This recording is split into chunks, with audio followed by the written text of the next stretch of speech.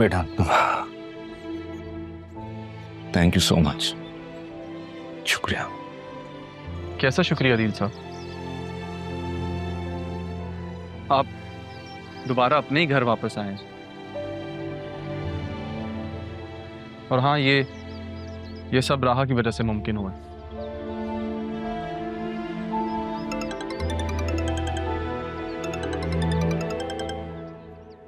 Hello. अस्सलाम वालेकुम मामू, मैं राहा बात कर रही हूँ। राहा, कैसी हो बेटा, ठीक हो?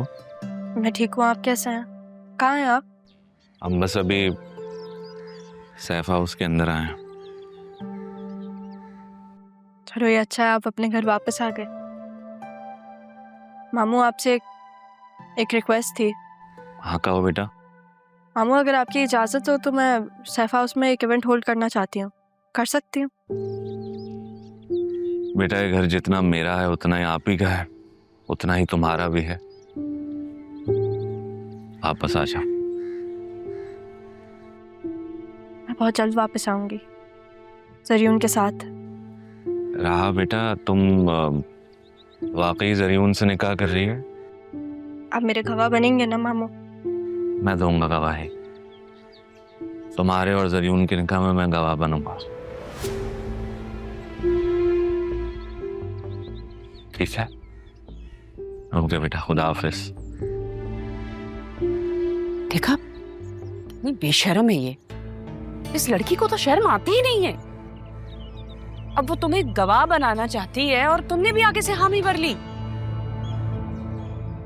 मैं ऐसा कुछ नहीं होने दूंगी। और अगर ऐसी बात है ना अभी, तो मैं उसे इस घर में भी नहीं आने दूंगी। मामा, इससे आपकी परमिशन की जरूरत नहीं है। पापा जान की विल के मुताबिक इस घर में उसका भी हिस्सा है। इनफैक्ट बिजनेस भी दादा जान उसी के नाम करके ही है। आसिया, तुमने जो करना था वो कर लिया और मैंने बहुत बर्दाश्त कर लिया, अब बर्दाश्त नहीं करूंगा। समझ गई तुम?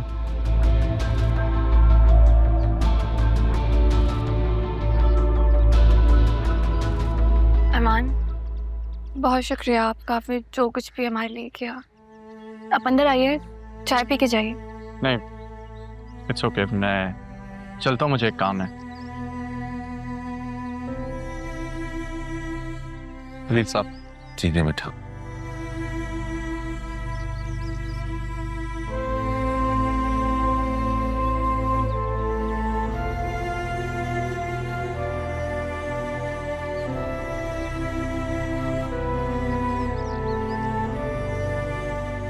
चलें बाबा?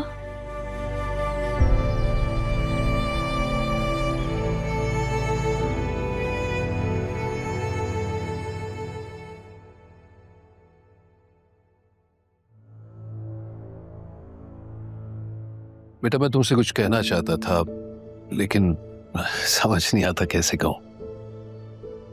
बैठे आप।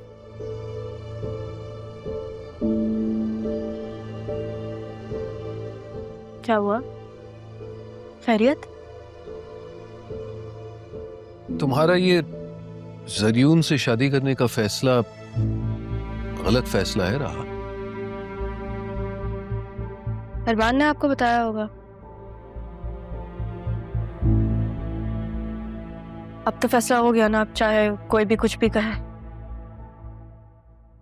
और ये फैसला अपने बाप को बताना जरूरी नहीं समझा?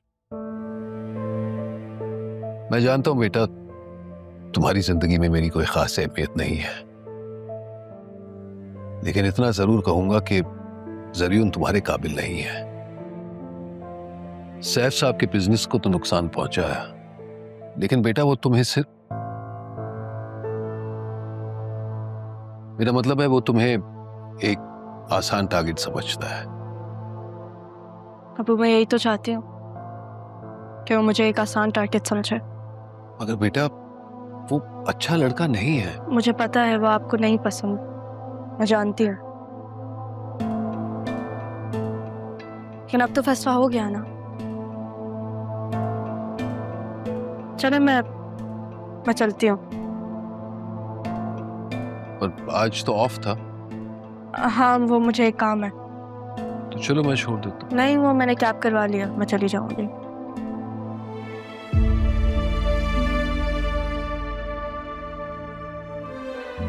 अब्बू,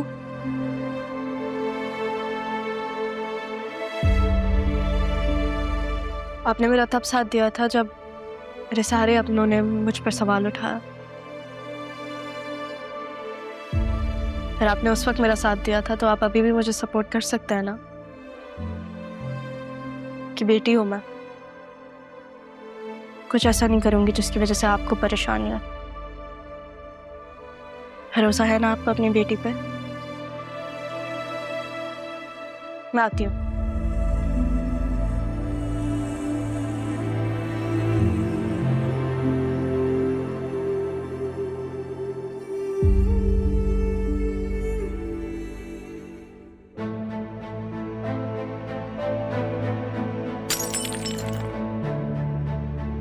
क्या हुआ है? क्यों क्यों तोड़ दी है?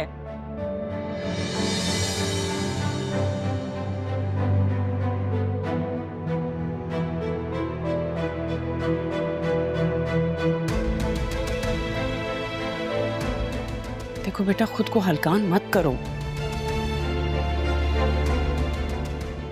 उस राहा को भी तो देखो, तुम्हारी जिंदगी में कांटे बिछाकर कैसे ज़रियुन के साथ घूमती फिरती है।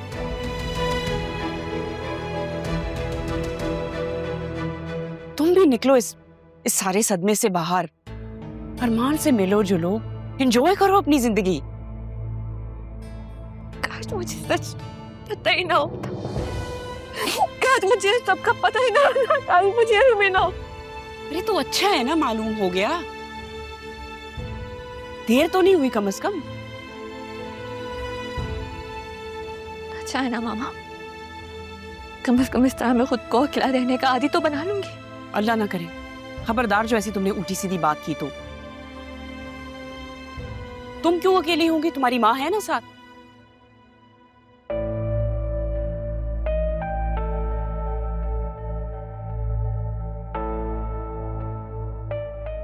लगता है मुझे ही कुछ करना पड़ेगा।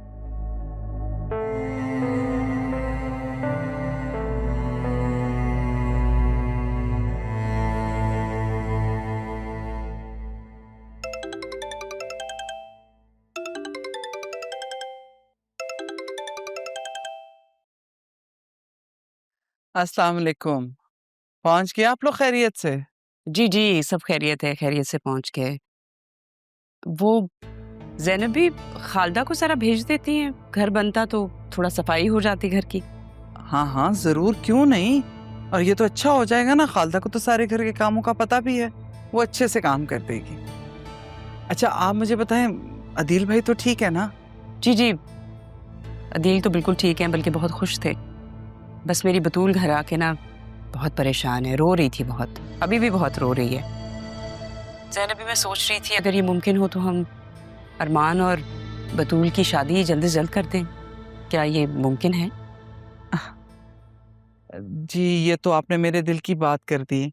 आप जानती हैं अरमान भी यही कह रहा था कि जैसे ही आप लोग शिफ्ट कर जाएंगे हम बाकायदा आपके घर आएंगे। चलिए ये तो फिर बहुत अच्छा है ना, बल्कि ये करते हैं ना कि हम जिस दिन ज़रियुन और राहा का निकाह होगा उसी दिन इन दोनों का भी करते हैं, ताकि उन्हें भी तो पता चले कि हमारे बच्चे भी किसी के मोहताज नहीं है और ना ही इन्हें किसी चीज़ की कमी है। क्या कहती हैं आप? ठीक कह रही हैं वैसे आप। अब खैर अगर किसी भी चीज़ की ज़रूरत हो तो मुझे बताइएगा। मैं तो सोची थी क्यों ना खाना बनाकर भिजवा दूं आपको। Thank you.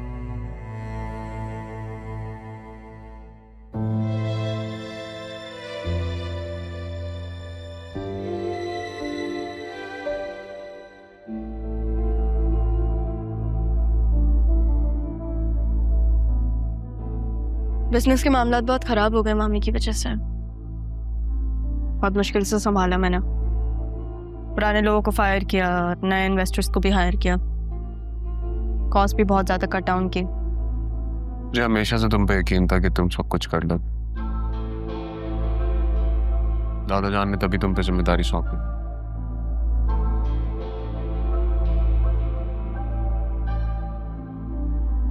मामू जान तो चेयरमैन है ना, उन्होंने कुछ नहीं कहा तुमसे? नहीं, उनकी बीवी की वजह से ही तो ये सब हुआ है। वो क्या कहते हैं, अंकल रफीक ने मुझे लॉस विद क्लॉज बताया।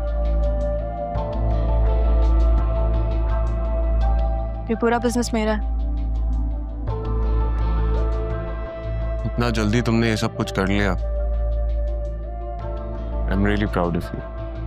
Thank you.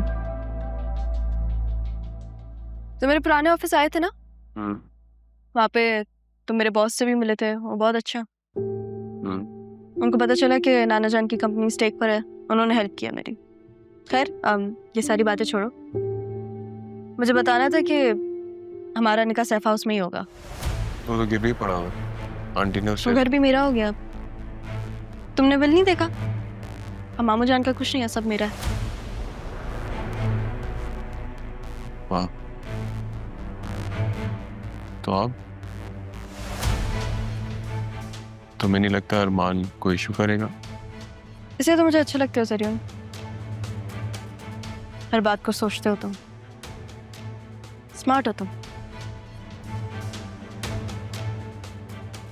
जो पता है कि बतूल की खातिर अरमान शायद तुम्हें नुकसान पहुंचाने की कोशिश करे,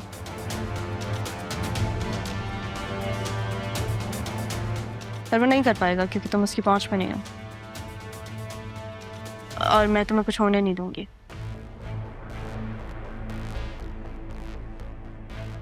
इसे ये लो,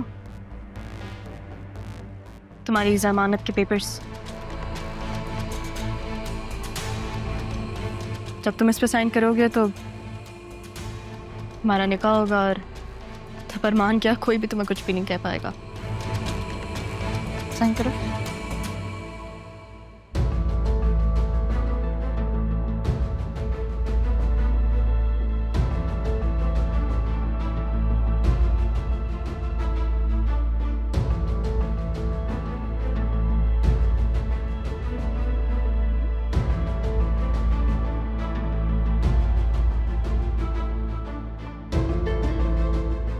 बस एक खुशी बाकी है।